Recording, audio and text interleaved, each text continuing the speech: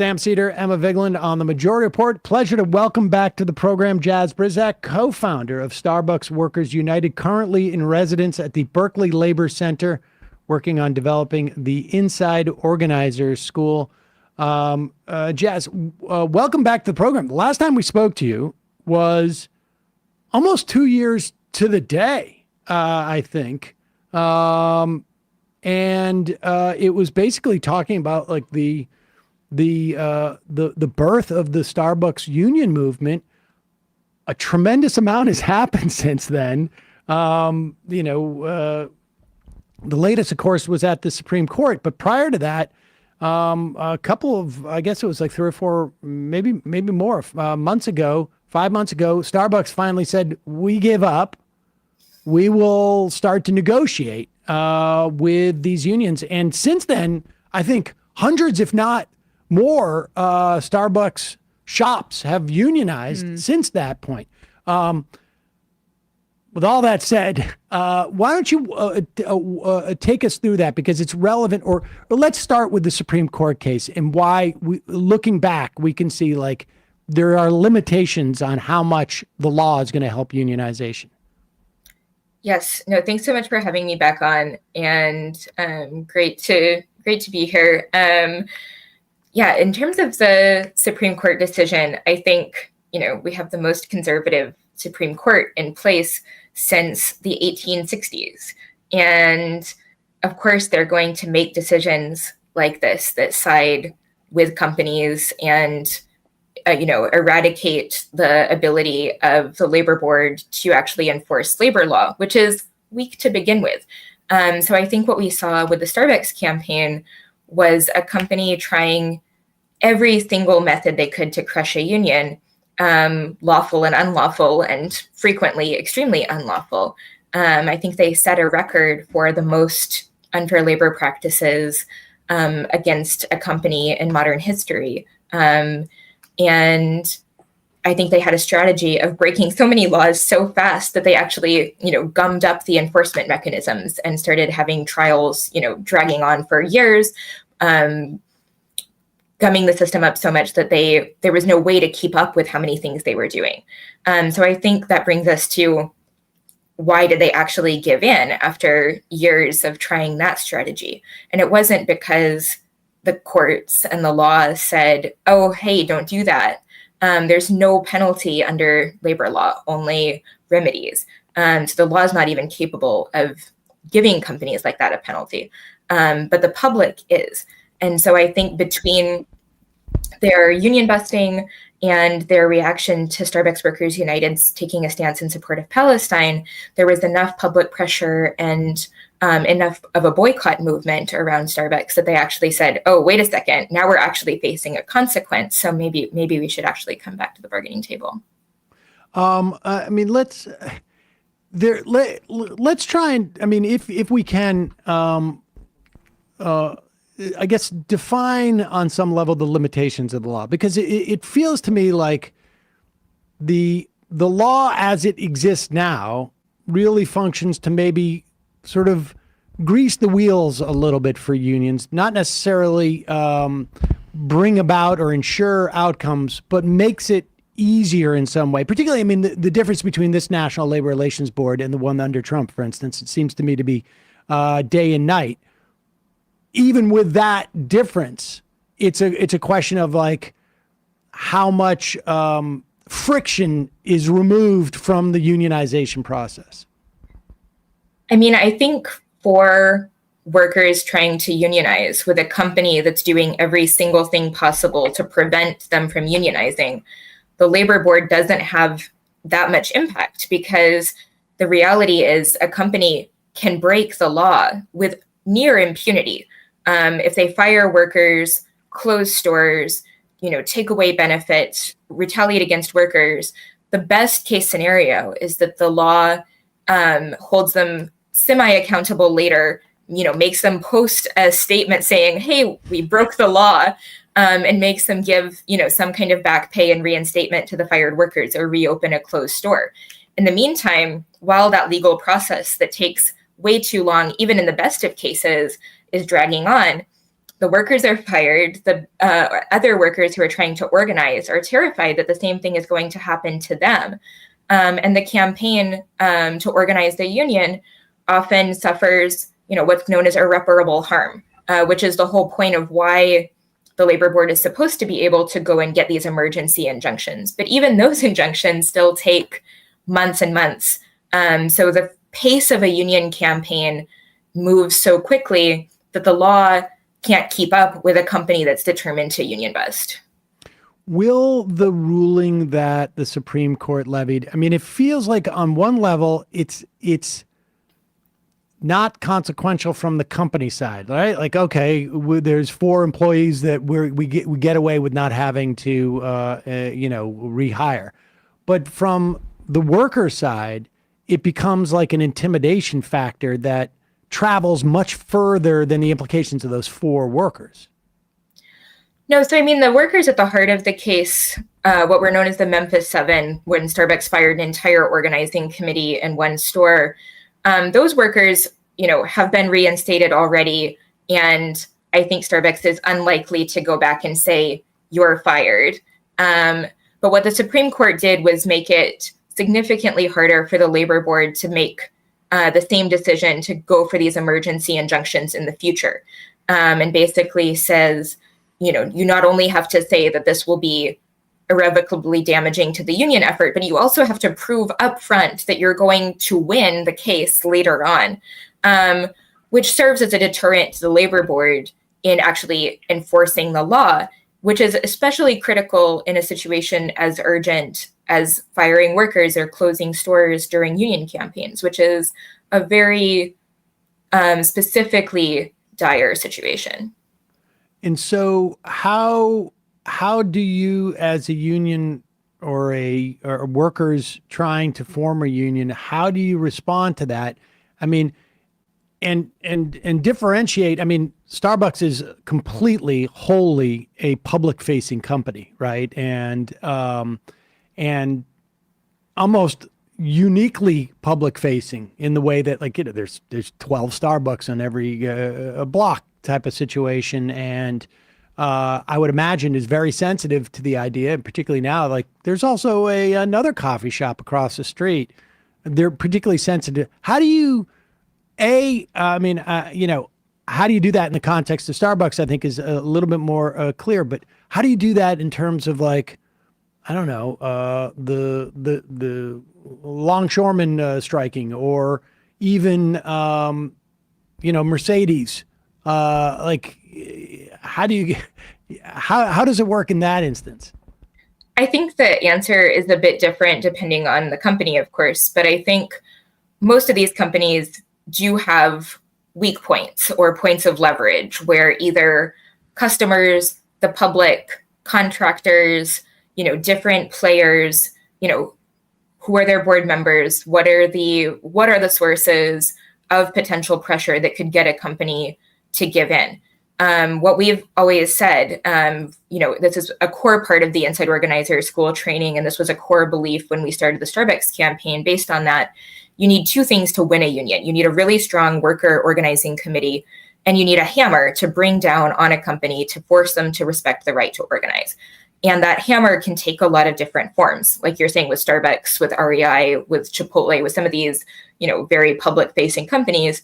It's likely that that's a public pressure campaign or a boycott.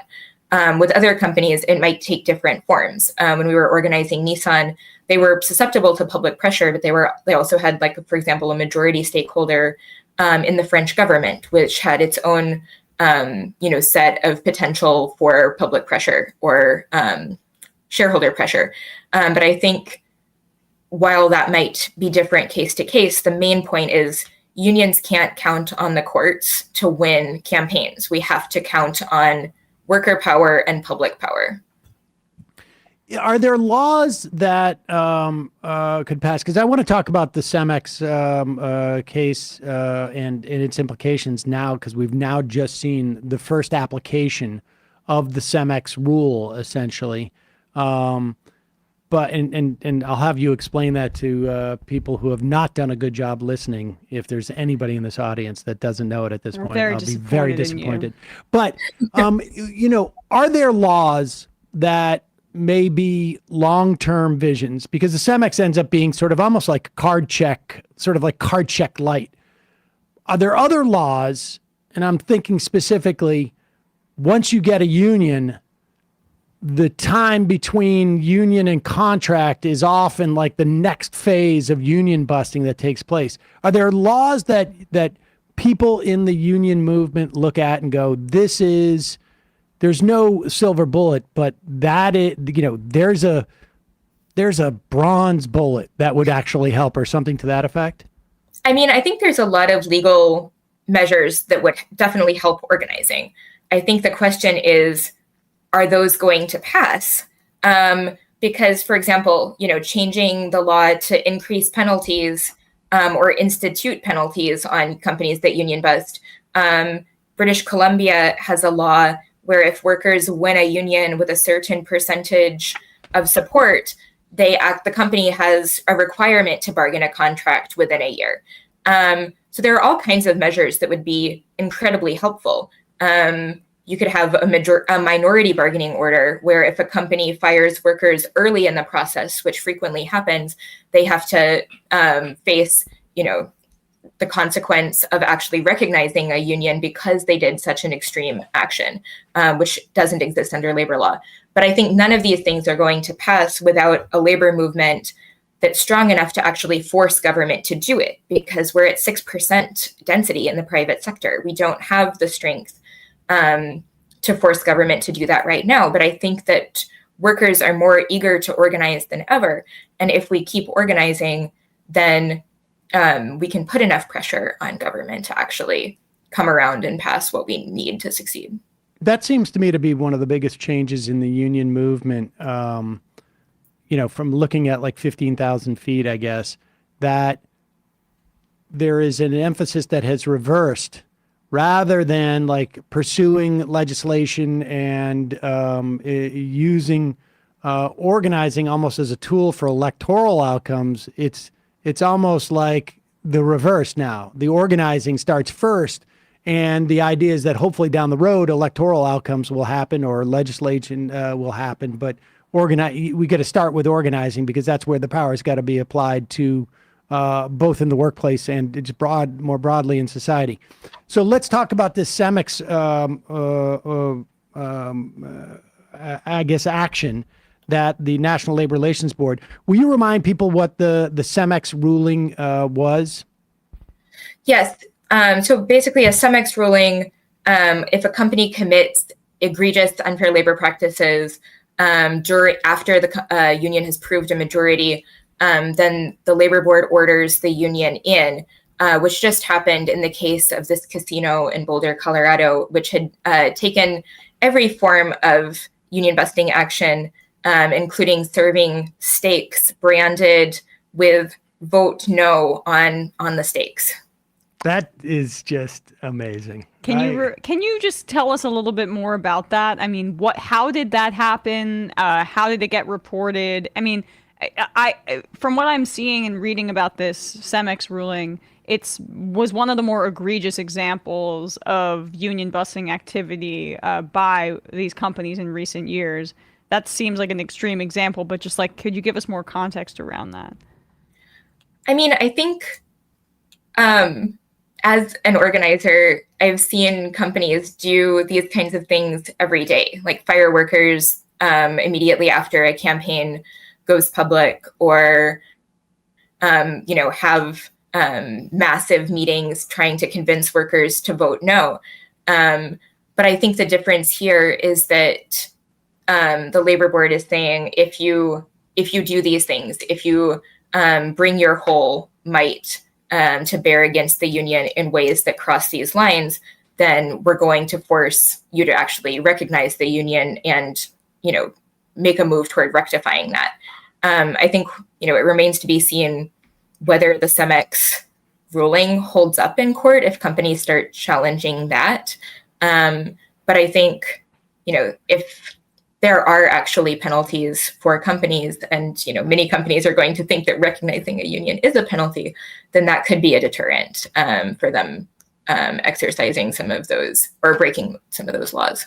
And the next step from that people are hoping, I think, is that the Jennifer Abruzzo, is that her name, which she's the general counsel of the National Labor Relations Board, will find that in the next step that if you haven't, this automatic thing is really the best case scenario, right? Because then you don't have to worry about small, little, tiny enforcement mechanisms or fixing, making people whole. By the next step would be to determine if you have not come to a contract with your union after the union has been established within 3 months, 6 months, whatever it is, that automatically qualifies as an unfair labor practice. And then we just go into arbitration or mediation at that point. And that really seems to me to be sort of the next big thing that the National Labor Relations Board could do. All right, before we let you go, tell us what the Inside Organizer School is, because this sounds like something that maybe, listeners of our program, we get folks calling in or IMing in or emailing in, like, I want to unionize my shop. How do I go about doing it? So the Inside Organizer School is a training program to teach workers how to unionize their own workplaces. A collective of us started it back in 2018, and it was the foundation of the Starbucks campaign. It taught us how to go into our stores and unionize, and then turn around and teach our coworkers how to replicate that across the country. So we've worked with unions ranging from the RWDSU to Unite Here, to Workers United, to the UAW, and we're really looking to teach people, wherever they are, if they're not connected with a union yet, how to get a campaign going in their workplaces. So our belief is that workers should have, the full autonomy to organize in the best ways possible for their workplace and for themselves. And then the role of unions is really to make sure that they can win that right to organize, and that companies that try to walk all over workers' rights will actually pay a consequence. It's a great resource. It's InsideOrganizerschool.com, I should say. The InsideOrganizerschool.com. We'll put a link to that in the podcast and YouTube description, as well as at majority.fm. And remember it when people ask us, like, where do I get more information? This is great. Congratulations, too, on all the success since we spoke to you two years ago, I guess, on what's happened with Starbucks. I mean, this is a real big victory, I think, for worker organizing. And so congratulations to you, Jaz Brisack, co-founder of the Starbucks Worker United, and currently at the Berkeley Labor Center working on developing that InsideOrganizerschool.com. Thanks so much for joining us. Thank you. Thank you. Hey, folks, don't forget to hit the subscribe button and check out our daily show. We do it every day at 12 p.m. Eastern for about 2.5 hours. We even take phone calls. You should check that out.